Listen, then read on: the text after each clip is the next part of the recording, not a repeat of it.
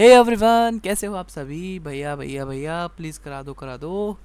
तो ठीक है, मैं करा देता हूँ आपके। एक तो पता नहीं 100 में से अगर 2 बच्चे भी मेरे को है ना मैसेज कर देते हैं थैंक यू भैया आप करा रहे हो, हमें बहुत अच्छा लगता है ये सब कुछ। मैं सिर्फ उन दोनों के लिए ही कराता हूँ बेसिकली।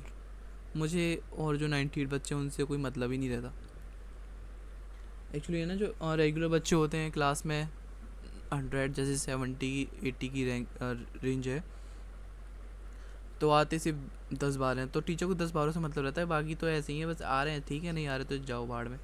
तो मेरा भी कुछ ऐसे हो गया, ना जाने क्यों। जो फीडबैक देते हैं मेरे को कमेंट करते हैं, वेल एंड गुड, नहीं करते हैं जाओ भाड़ में, आई डोंट केयर। अच्छा, जो बच्चे हैं मेरे साथ कनेक्टेड, सो उनके लिए मैं वन शॉट बना रहा हूँ, ठीक है। और मुझे होप है कि जो रेगुलर कमेंट करते हैं, रेगुलर फीडबैक देते हैं मेरे को, वो अपने एग्ज़ाम से बहुत अच्छा करेंगे और इस बार का रिज़ल्ट आप फाड़ के आओगे, है ना, ये तो मुझे पता ही है। नेक्स्ट वीडियो से मैं आप लोगों के नाम लिया करूँगा जो जिनकी फ़ीडबैक आया करेंगे मेरे पे कमेंट वगैरह, ठीक है। और सब्सक्राइब करके आप अगर मेरे को स्क्रीनशॉट भेजते हो टेलीग्राम पे, फिर तो बल्ले बल्ले हो जाएगी, है ना। अच्छा, तो ये यूएसए का हम वन शॉट कर रहे हैं।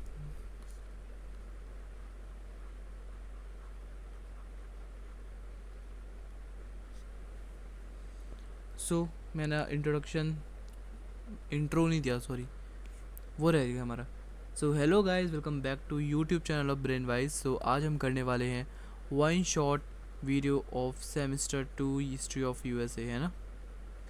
Semester 2 history of USA. पहला क्वेश्चन है, role of different social groups in reconstruction of new south after civil war. देखो, इसमें बेसिकली हैं तो 5-6 क्वेश्चन, लेकिन जो मैं क्वेश्चंस कराने वाला हूँ वो सिर्फ 4 क्वेश्चन होंगे। अगर आपको यहाँ से पढ़ने, आप पढ़ सकते हो। कौन कौन से क्वेश्चन होंगे? गिल्डेड एज का बिग बिजनेस वाला, इसके अलावा बुकर टी वाशिंगटन, या फिर होगा हमारा डब्ल्यू डू बॉयस, ठीक है। इसके अलावा होगा civil right movement, Martin Luther. इसके अलावा होगा हमारा अमेरिकन वॉर या फिर उसके कॉजेज़ क्या क्या थे, है ना। हमारे 4-5 होंगे, इससे अलावा कुछ नहीं होंगे। तो अगर आपको पढ़ना है तो आप पढ़ सकते हो, क्योंकि लॉन्ग वीडियो हो जाएगी। वन शॉट का मतलब ये नहीं होता कि पूरा ही पढ़ा दो जितना पीडीएफ में। इसका मतलब होता है वन शॉट में जितना शॉर्ट हो सके उतना शॉर्ट बताना, जैसे कि आप लोगों का टाइम से वो। The period after American civil war it's is 1861 से 1865, ठीक है। ये हमारा रिकन्स्ट्रक्शन कहलाता है। रिकन्स्ट्रक्शन मतलब कि बेसिकली देखो, ये जो पीरियड रहा है हमारा अमेरिकन सिविल वॉर कब तक चला था? 1861 से 1865 तक चला था, इतना तो पता होगा सबको, है ना। 65 तक चला है। और जो रिकन्स्ट्रक्शन का जो पीरियड है वो इसके अमेरिकन सिविल वॉर के बाद में आता है। बेसिकली यही मैं कहना चाह रहा हूँ। एक सेकंड को मैं तो आपको एक यहाँ पे समझाता हूँ। पहले अमेरिकन सिविल वॉर हुआ, पहले अमेरिकन सिविल वॉर हुआ, इतना तो वैसे बेसिकली आप समझ गए होगे, है ना। सिविल वॉर हुआ, उसके बाद रिकन्स्ट्रक्शन का मतलब बेसिकली होता क्या है कि दोबारा कंस्ट्रक्ट करना, यानी पुनर्निर्माण, है ना। तो सिविल वॉर हुआ है, युद्ध हुआ है, तो ऐसा है कि अमेरिका के भी टुकड़े टुकड़े हो गए होंगे। टुकड़े टुकड़े इन द सेंस ऐसा नहीं कि आधा इंडिया के हाथ में, आधा पाकिस्तान के हाथ में अमेरिका, आधा चाइना के हाथ में, ऐसा तो बिल्कुल नहीं है ना। मतलब कि यहाँ के जस्ट ऐसे इमेजिन करके चलो, आपको समझना है तो यहाँ पे बहुत सारी बिल्डिंग्स थी ना, वॉर हुए और है ना, ये बिल्डिंग टूट गई, ये नीचे गिर गई, है ना। और कुछ ग्रुप्स थे वो टूट गए, और जो चर्च वगैरह थे वो टूट गए। अब इनको कंस्ट्रक्ट करना है, तो सारे टूट गए। अब इनको भाई अच्छी अच्छी बिल्डिंग बनानी है, बड़े बड़े घर बनाने दोबारा से। टूटे फूटे घर में तो रहेंगे नहीं लोग, तो उनको रिकन्स्ट्रक्ट करके बनाना पड़ेगा एक बढ़िया सा घर, है ना। दोबारा से इसको कंस्ट्रक्ट करना पड़ेगा, तो उसको पीरियड को बोल देते हैं हम रिकन्स्ट्रक्शन। बेसिकली ऐसा कुछ है नहीं कि बिल्डिंग टूट गई तो उनका रिकन्स्ट्रक्शन हो रहा है, नहीं। बल्कि कुछ नए नए सोशल ग्रुप्स आ रहे थे, है ना। क्योंकि देखो, हमारी जो साउथ सदर्न अमेरिका था और जो नदर्न अमेरिका था वो डिवाइडेड थे, उसमें बहुत से क्लैशेस आए, उसकी वजह से सिविल वार हुआ। ये क्लैशेस को ख़त्म करने को ही यहाँ पे रिकन्स्ट्रक्शन बोला गया है बेसिकली, है ना। सोच लग जाओ भैया ने बोला बिल्डिंग टूट गई, तो उसको एग्जाम में लिखेंगे बिल्डिंग टूट रही थी, मंदिर टूट रहे थे वहाँ पे, चर्चेस टूट रहे थे वहाँ पे, है ना। और ये घर वर टूट रहे तो उसको रिकन्स्ट्रक्शन, उसको दोबारा से कंस्ट्रक्शन करवाया तो उसको रिकन्स्ट्रक्शन बोलते हैं। ऐसा कुछ भी नहीं है ना। तो भैया ने बता दिया जो मतलब कि क्लैशेस हो रहे थे नॉर्थ और साउथ में, वो उनको दोबारा कंस्ट्रक्ट किया है ना, अमेरिका को दोबारा कंस्ट्रक्ट किया। तो रिकन्स्ट्रक्शन का टाइम क्या था, 1865 से 1877। आई होप एक लाइन जो ऊपर वाली समझाई मैंने बहुत डीप समझा दी, जो कि मुझे नहीं समझानी चाहिए थी, क्योंकि समझा दिया है मैंने already. This was a time of major changes in the southern United States. ये एक ऐसा टाइम था जहाँ पे कि साउथ अमेरिका में बहुत सारे चेंजेस आए, स्पेशली स्लेवरी में। स्लेवरी को अबॉलिश कर दिया गया। साउथ की इकोनॉमी थी वो डिस्ट्रॉय हुई थी, क्योंकि भाई जो इकोनॉमी थी किस बेस से बेस्ड थी, एग्रीकल्चर बेस्ड। एग्रीकल्चर वहाँ पे कौन मेन रोल प्ले करता था, स्लेव्स। अब स्लेव्स ही बंद कर दिए तो एग्रीकल्चर कोई नहीं कर रहा, एग्रीकल्चर कोई नहीं करता तो उसकी इकोनॉमी डिस्ट्रॉय होगी ऑटोमेटिकली। समझ गए ना। So the political system had to be rebuild. अब जो पॉलिटिकल सिस्टम है उसको रीबिल्ड की बात कर रहे हैं यहाँ पे, ठीक है। पॉलिटिकल सिस्टम की रीबिल्ड हो रहा है, रिकन्स्ट्रक्ट कर रहे हैं उसको, ठीक है। During this time different social groups जैसे कि African American, the southerners, white southerners, northern migrants and womens played a key role in rebuilding the new South. हम इसमें बहुत इजी लैंग्वेज में समझेंगे और अच्छे से जानेंगे इस ऐसे में कि क्या चीज़ हो रही थी इस टाइम पीरियड में, क्या इंपॉर्टेंट है, क्या रिएक्शन थे, ये सारी चीज़ें हैं ना, और क्या कंट्रीब्यूशन रहे। पहले अफ्रीकन अमेरिकन बेसिकली वो लोग हुआ करते हैं जो रहते तो अफ्रीका में थे, लेकिन वो किसी कारणवश अमेरिका में आए। कुछ भी हो सकता है रीज़न। ये रीज़न ये भी हो सकता है कि स्लेवरी के लिए उनको बेचा गया हो अफ्रीका से, या फिर हो सकता है अपनी जॉब अपॉर्चुनिटी के लिए यहाँ पे आए हो, सोचने कि चलो यहाँ पे थोड़ा सा काम कर लेंगे, उसके बाद हम फ्री हो जाएंगे, फिर हम अपना अपना एक अलग लाइफ जिएंगे। और ये भी हो सकता है कि कुछ लोग तो ये सोच के आए होंगे कि हाँ हमारे जो मास्टर हैं, यानी जो कि हमें ख़रीद रहे हैं, बेसिकली मैं एक स्लेव हूँ ऐसे मान के चलो। अब मुझे कोई ख़रीद रहा है तो मैं तो ये मान के चलूँगा, चलो ये यूएसए में जो बंदा है वो मेरे को ख़रीद रहा है, तो मैं पैसे भी जाएंगे इधर से उधर तो पैसे तो लगेगा। तो ऐसा होगा कि मैं अगर अमेरिका मेरे को जाना है तो मैं इसलिए हूँ, तो मेरे को वहाँ से कोई ख़रीद ले, तो वहाँ से ख़रीदेगा तो शिपिंग चार्ज, डिलीवरी चार्ज तो उसको ही पे करनी होगी ना, जो मास्टर होगा। एक सेकंड, मास्टर यहाँ पे लिख देता हूँ, मास्टर होगा, है ना। मास्टर ने मेरे को ख़रीदा, ठीक है। मास्टर जो ख़रीद रहा है तो मास्टर ही सारे डिलीवरेबल्स पे करेगा। वो हमारा बेसिकली कुछ भी हो, शिपिंग चार्ज हो, डिलीवरी चार्ज हो, या फिर कोई भी चार्ज हो, सब करेगा मास्टर। अभी मैं सोचूंगा अब तो चलो ये सब हो जाएगा, अब थोड़े दिन एक काम करेंगे कि थोड़ा बहुत काम कर लेंगे मास्टर का, उसके बाद फ्री होकर मैं अपनी लाइफ जीऊँगा आराम से, ऐश और आराम करूँगा वहाँ पे जाके अमेरिका में। लेकिन क्या होता है कभी कभी जो मास्टर होता है उसने दिए 50 रुपये ट्रैवल के, लेकिन वो कह रहा है नहीं 5,000 दिए मैंने, तो तू और काम कर। मैं कह रहा लो अच्छा इकट्ठा आ गया अमेरिका तो मैं, अच्छा मैं नहीं वापस जा सकता। अब मैं क्या करूँ, अब मैं ज़िंदगी भर स्लेव ही रह जाऊँगा। फिर जो मेरे जो बच्चे होंगे आगे की जो भी होगा वो सब इसी कैटेगरी में आते चले जाएंगे। तो ऐसा बेसिकली एक एग्जांपल दिया था मैंने, आप समझ गए होंगे तो समझ गए होंगे। सो कुछ मैं ये बता रहा था अफ्रीकन अमेरिकन किस कारणवश से आ रहे हैं, ठीक है। मैं इंडिया से हूँ लेकिन मैं जस्ट इमेजिन करूँ मैं अफ्रीका से हूँ, तो मैं जब भी जाऊँगा, है ना। फ्रीडम फ्रॉम स्लेवरी, इसका एक इम्पोर्टेंट रोल क्या आया था, फ्रीडम फ्रॉम स्लेवरी। मैं इसके अलावा बात कर रहा हूँ कि अफ्रीकन अमेरिकन कौन होते थे, इसके अलावा बात कर रहा हूँ। अफ्रीकन अमेरिकन में एक चेंज आया, फ्रीडम मिल गई स्लेवरी से लोगों को। सिविल वॉर के बाद अबाउट 4 मिलियन अफ्रीकन अमेरिकन, समझो 4 मिलियन यानी 40 लाख, ठीक है। 1 मिलियन कितना होता है, 10 लाख। 10 मिलियन कितना होता है, 1 करोड़। इतना तो पता है ना आप सभी को, या फिर ये भी नहीं पता। अच्छा पता है, अरे वाह कमेंट कर रहे हो आज तो सारे हैं, बढ़िया यार।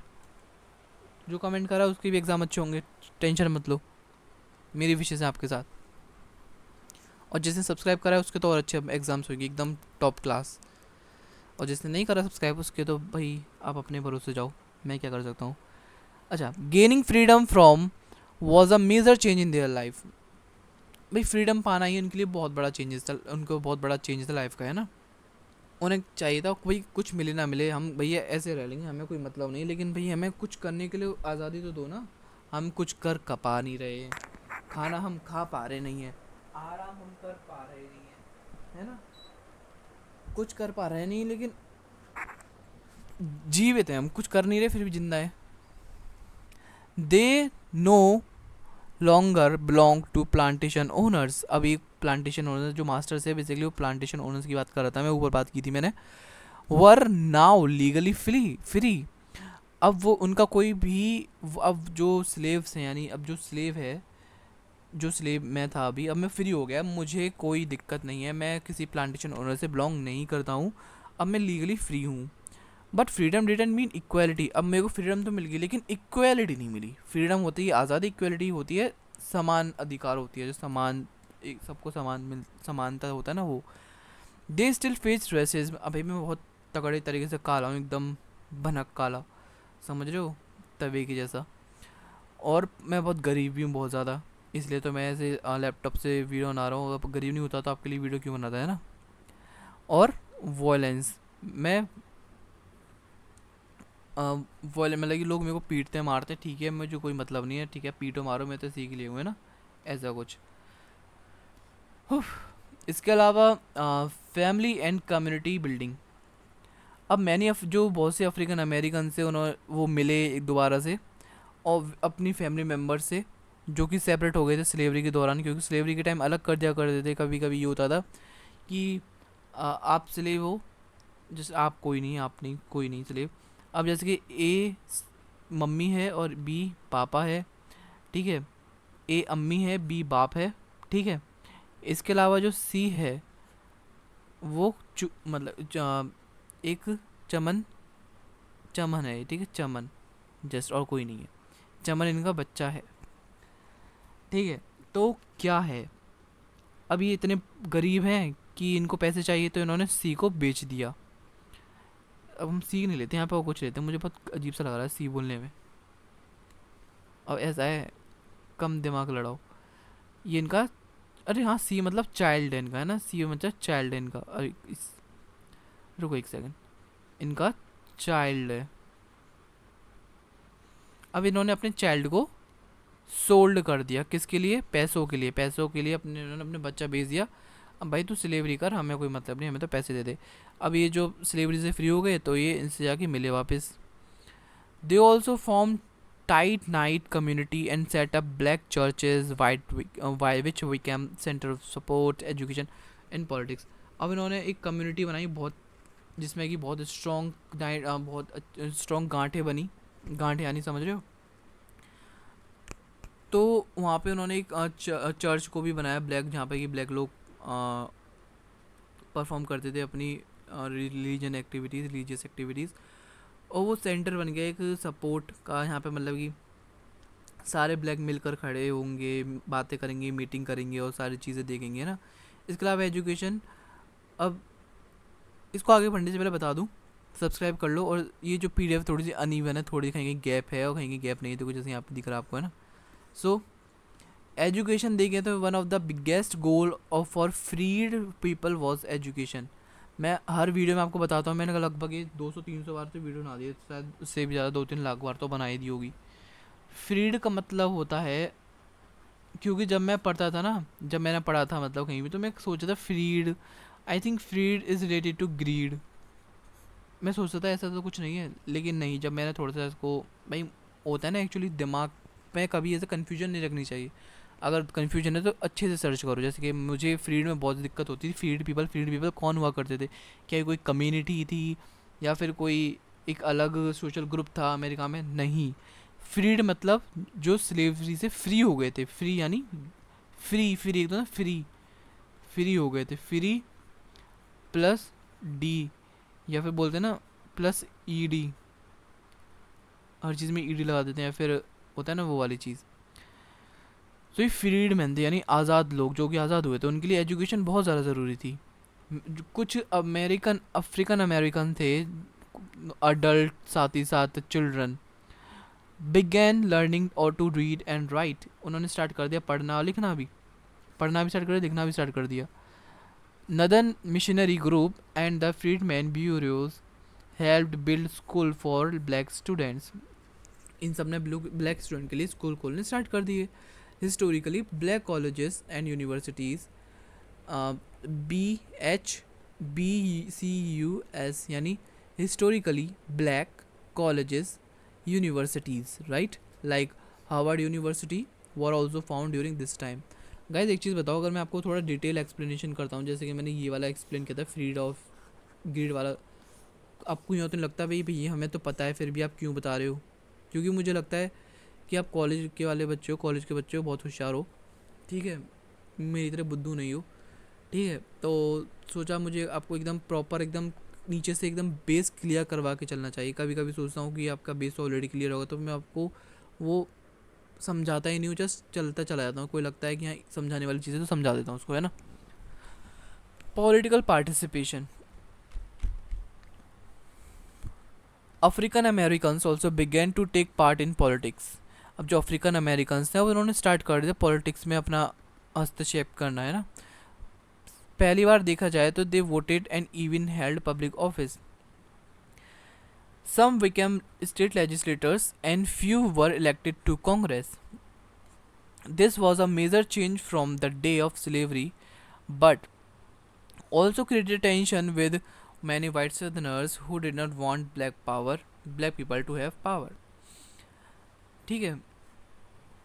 अब क्या है, जस्ट आपको आज के कॉन्टेक्स्ट में बताऊं तो नहीं, आज के नहीं, पहले से अभी तक बताऊं, स्टार्टिंग से बताऊंगा, क्योंकि अभी बताऊंगा थोड़ा आप बुरा भी मान सकते हो, आई डोंट नो, मानोगे भी नहीं मानोगे, दिमाग के हो आप सभी, है ना.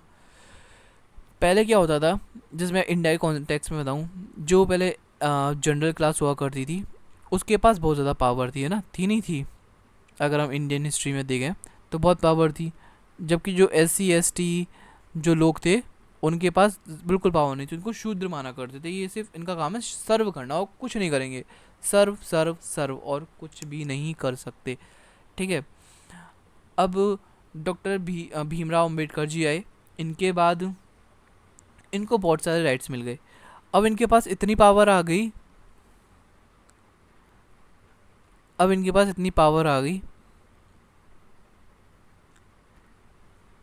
कि ये अपनी पावर अब किसी का शेयर करना नहीं चाहते, इन द सेंस करना नहीं चाहते. अब इनके पास लाइक एक पावर के नाम पे जो इनका ब्रह्मास्त्र है वो क्या है, रिजर्वेशन अगर वो छोड़ दें तो, पता है मैंने एक अभी क्या कहते हैं इंजीनियरिंग का जो एग्ज़ाम होता है, क्या होता है वो, नहीं क्या होता है, एक सेकंड देखता हूँ, इट्स JEE, ठीक है. इसमें मैंने देखा था कि जो अगर इसमें पास होना है तो जो जनरल वाला होगा उसको 93% लानी पड़ेगी, जबकि SC ST वाला होगा उसको सिर्फ 43%. Can you see the difference? Can you please देख रहे हो, 93 और 43 में कोई डिफरेंस ही नहीं है, मतलब है. फिर बात करते हैं कि इक्वलिटी की. अच्छा, मुझे इंडिया के कॉन्टेक्स्ट में नहीं बताना, मैंने बताने पे आ गए, पता नहीं क्या कौन कौन रूट हो जाए मेरे से, है ना. Sharecropping and labour struggles. Many freed man. So basically मैं ये बता रहा था कि जो ऑलरेडी वाइट लोग पावर में थे वो नहीं चाहते थे कि ब्लैक लोगों को पावर मिले, बिल्कुल नहीं चाहते थे वो. हम नहीं चाहते कि किसी को पावर मिले, ऐसी सीधी सी बात बोल दी. Sharecropping and labour struggles. Many freed man did not own land. कुछ जो फ्रीड मैन थे, जो फ्री हो गए थे स्लेवरी से, उनके पास ज़मीन नहीं थी, so they became sharecropper बन गए. In this system they farm the land owned by white landlords and gave them a share of the crop. This often kept them in a cycle of debt and poverty. वही चीज़ उस slavery हुई थी, किसमें हमने सूफों में पढ़ा था, वही चीज़ आ रही इसमें. They were free but not fully independent economically.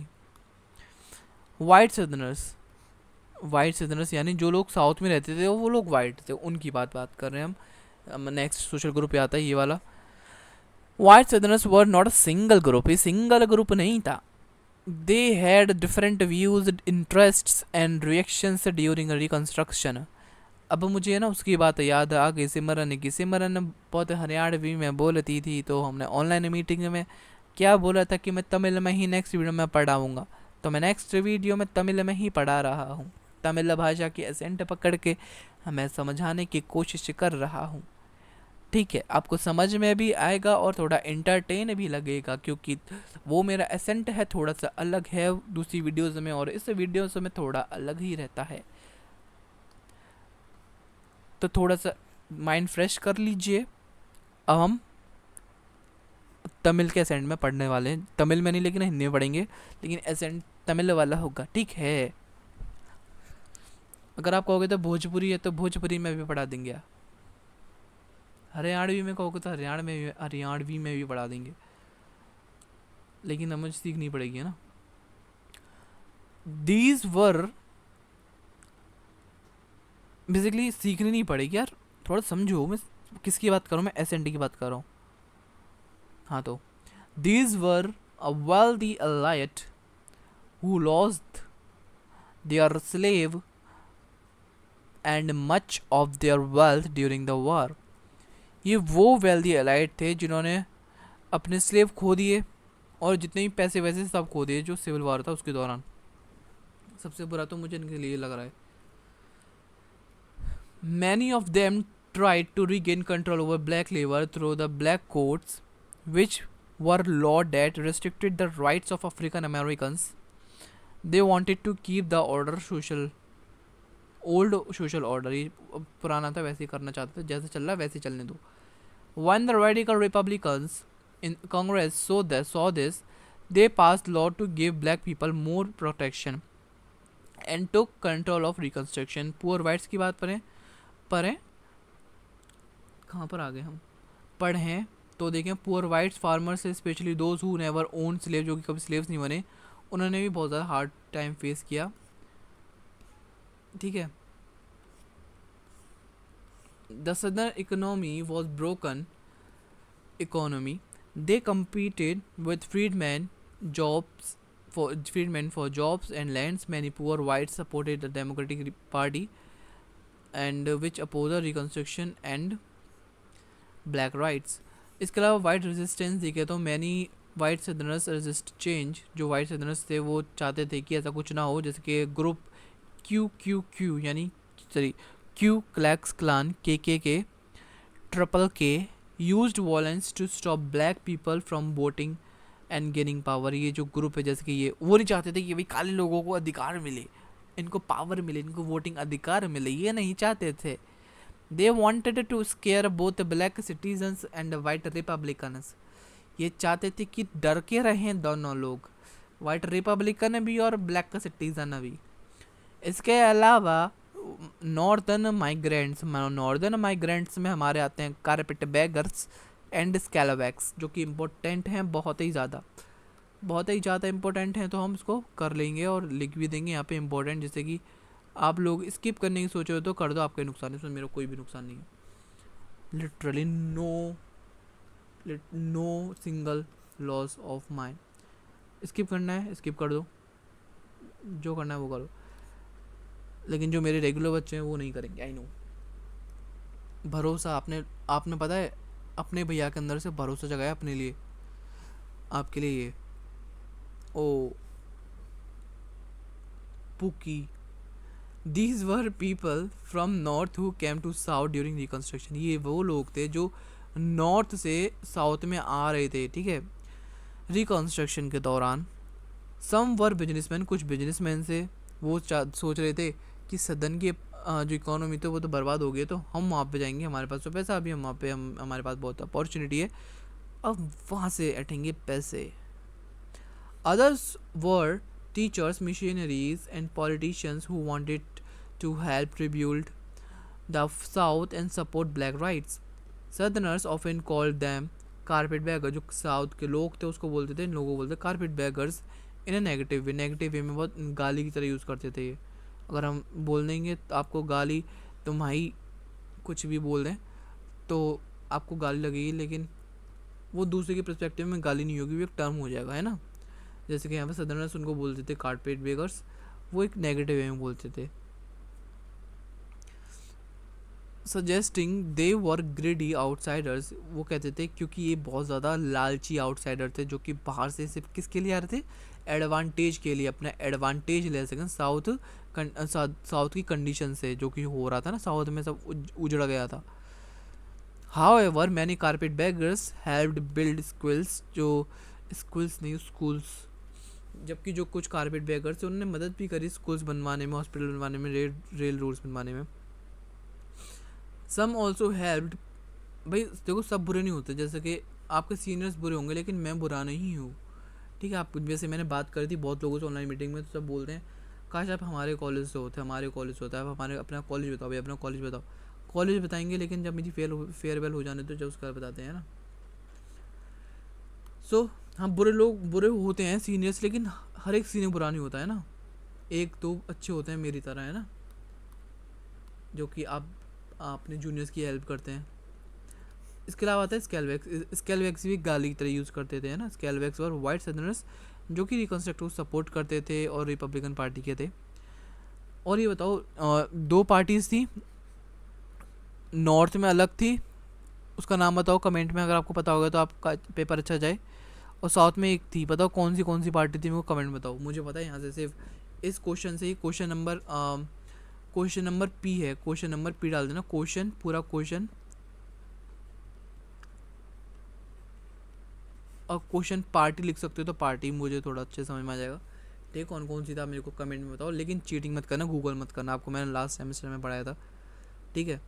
Others white southerners saw them as traitors, इनको ट्रेटर्स माना करते थे।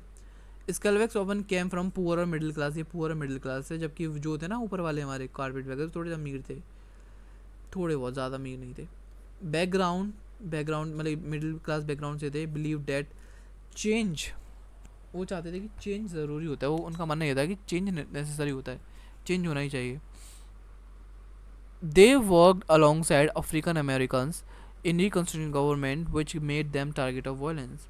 इसके अलावा womens in reconstruction era, womens of all races played a role in reconstruction although their contribution are often ignore, मतलब कि women को भाई पहले ज़माने में ज़्यादा ही भाव नहीं दिया करते थे, अब देने लग गए, ठीक है, और उनको इग्नोर कर दिया गया, मतलब कि उनका जो भी कुछ भी काम किया करती थी, उनका ये था ये कोई काम नहीं करती, ये इनका कोई काम नहीं, क्यों काम नहीं है भाई, आपको किसने पैदा कर दिया।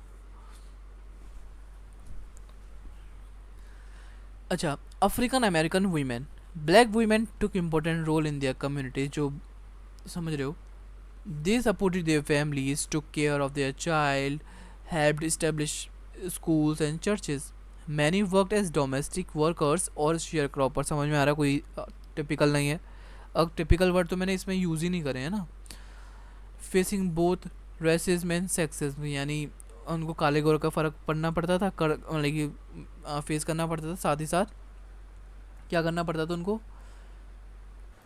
मैं बहुत ज़्यादा फ्रेंकली बोलूँ तो काले गोरे से फ़र्क पड़ता था, और जो आ रहा है उसको पेल के चला जा रहा है ना, वैसी वाली चीज़। तो उनको वो कुछ कर भी नहीं पाती थी क्योंकि वो स्लेव हुआ करती थी, और बेसिकली उनका कोई राइट्स नहीं हुआ करता था, है ना। They were not allowed to vote but they influence decision in their household and community. यार मुझे ऐसी लैंग्वेज यूज़ नहीं करनी चाहिए थी, अब उसको एडिट भी नहीं कर सकता मैं, कोई बात नहीं, आप सारे अंडरस्टैंडिंग हो।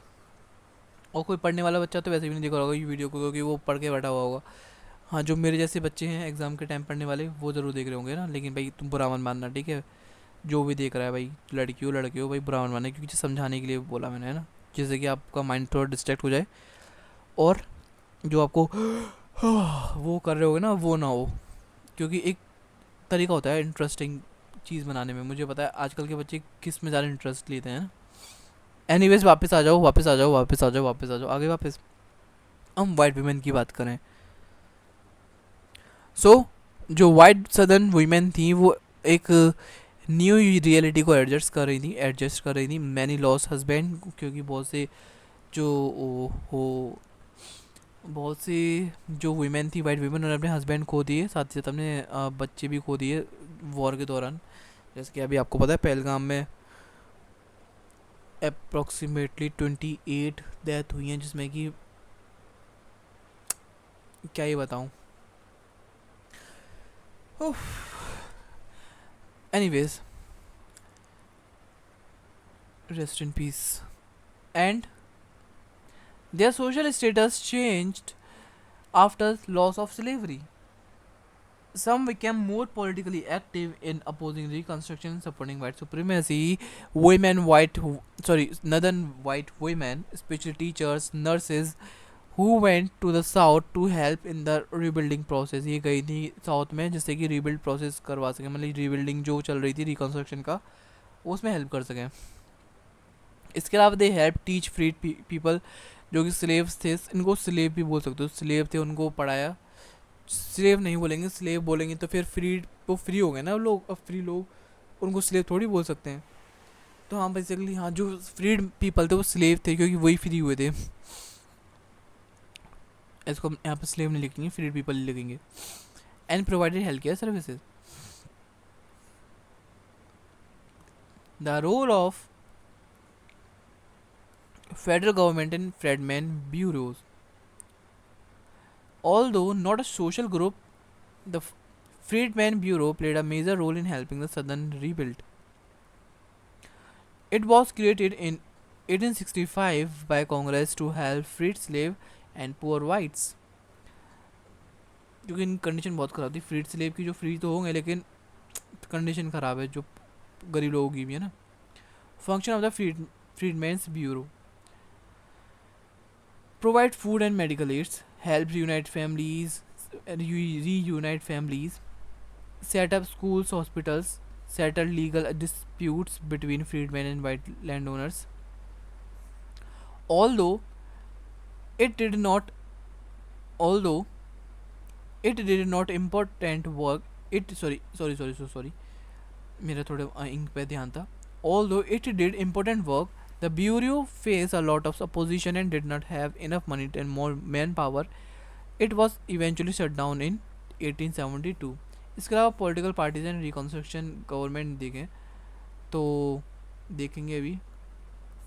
देखो अब नीचे नहीं हो रहा.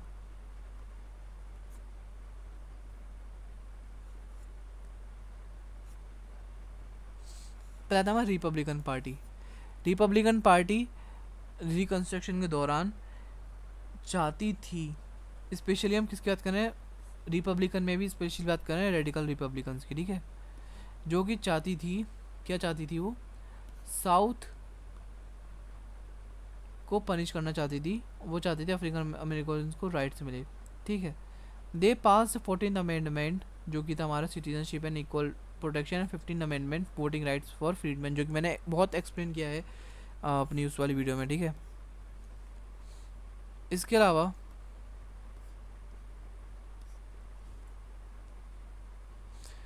Reconstruction government in South were mostly led by Republicans. जो रिकन्स्ट्रक्शन गवर्नमेंट थी साउथ में कौन लेड करता उसको, Republicans. A coalition of freedman, carpetbaggers, स्कैलबैग्स.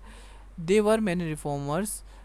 They made many reforms, such as building public schools, improving infrastructure, promoting civil rights. Democratic party थी वो south में, वो किससे बना करती थी, वाइट कंजर्वेटिव से, वो जो कि अपोज करते थे रिकन्स्ट्रक्शन को. साथ ही साथ ये चाहते थे कि वाइट की डोमिनेंस हो. लेट 1870s में इन्होंने दोबारा से रीगेन करी पावर साउथ स्टेट्स में, वॉयलेंस का यूज़ करते हुए, इंटीमिडेशन का यूज़ करते हुए, पॉलिटिकल मैनिपुलेशन करके, ठीक है. Decline of reconstruction and returning of white supremacy.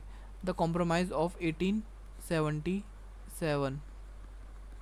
Reconstruction officially ended with the compromise in 1877. It deal with Republican Rutherford B. Hayes became president, and इनका प्रेसिडेंट का नाम याद रखना, इम्पोर्टेंट तो लेकिन नहीं है, लेकिन करना पड़ेगा, क्या ही कर सकते हैं, नाम है तो यहाँ पे. In return federal troops were withdraw from South without federal protection.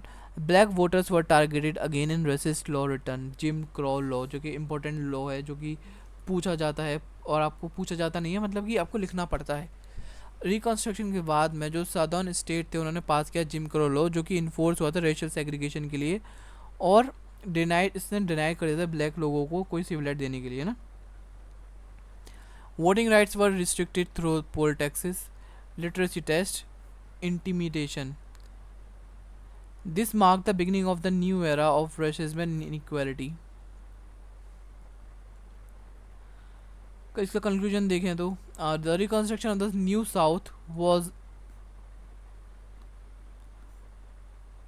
was a time of hope, struggle and deep change. Different social group जैसे कि प्ले किया उन्होंने बहुत इंपॉर्टेंट रोल, जिसके African Americans, North migrants, side white southerners, North migrant जिसमें कि हमारे कौन कौन स्केलवैक्स और कारपेट बैगर्स, वीमेंस ने भी इंपॉर्टेंट रोल प्ले किया। साथ ही साथ